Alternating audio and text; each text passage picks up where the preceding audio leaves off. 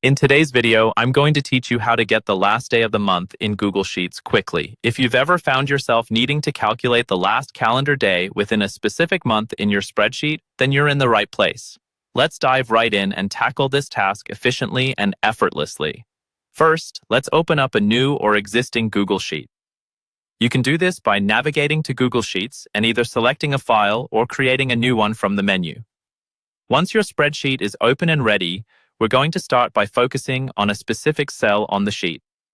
Select cell B1 with your mouse or keyboard. This will be the starting point for setting up our formula. In this cell, we want to input the formula that gives us today's date.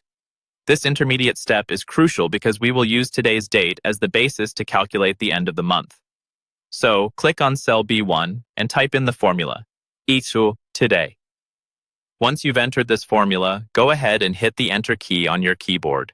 By doing this, the cell will display today's date, pulled dynamically every time you open the sheet, which is pretty handy.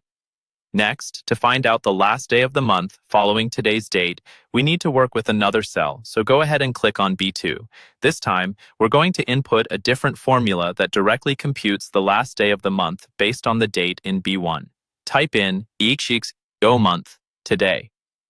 1. Let me break this formula down for you. EO month stands for end of month. This function takes two arguments. The first is the starting date, which in our formula is the result of today, and the second is the number of months after the specified date for which you want the end of the month. In our case, we added a 1 to look ahead to the next month. Now, hit Enter on your keyboard again, and you should see the last date of the current month appear right in cell B2. Every time you open this sheet, the date will update according to the current month and year. This approach is excellent for accountants, planners, or anyone who needs to schedule tasks based on monthly cycles. And that's it. You've successfully set up your Google Sheet to calculate the last day of the month swiftly.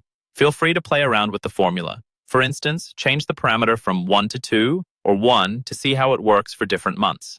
Thanks for watching, and happy spreadsheeting.